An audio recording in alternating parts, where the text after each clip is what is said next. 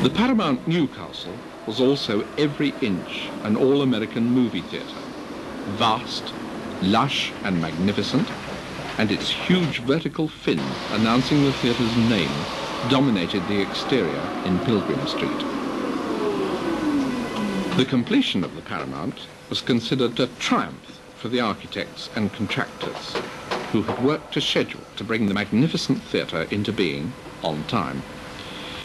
It opened on September the 7th, 1931.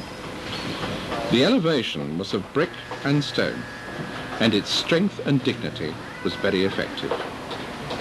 A canopy ran the whole length of the theatre front, and this was a striking feature. The foyer behind rose a couple of stories high.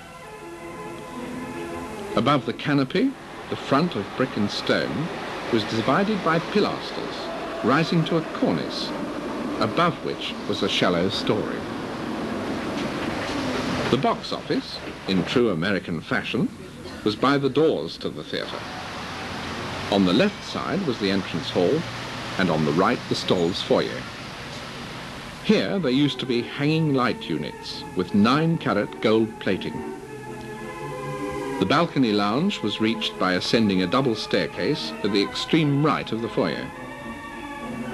The walls of this lounge used to be decorated with oil paintings from the Paramount Museum and Picture Gallery in America.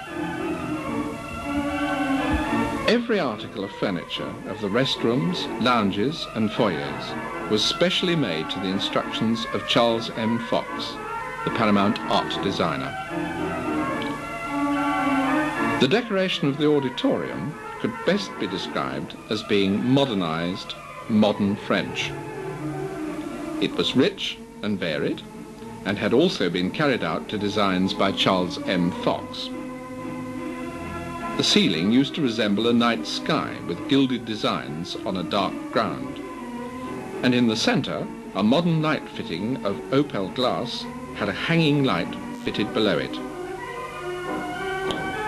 The walls were divided into panels by variated pilasters, which flowered into the glass light fittings. These had amber, blue and red bulbs in them and created a very pleasing light. Above them, graceful figures in metal enhanced the general effect. Artists and draftsmen had worked for 2 months to complete the polychrome decoration and painted the details direct onto the walls and ceiling. The panels between the pilasters were of silk painted with figures suggesting Watteau, their colours being rich and blended into the general scheme. The moire silk panels were painted in London and when finished had been fixed onto the auditorium walls.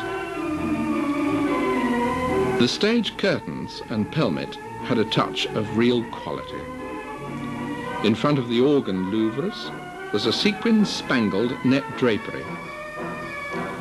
Currents of air made this scintillate and created a pleasing, remarkable effect.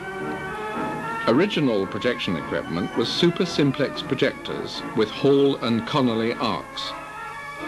A Brenograph effects machine had played a prominent part in the Tannhauser presentation that had accompanied the opening programme of the Paramount feature Monte Carlo.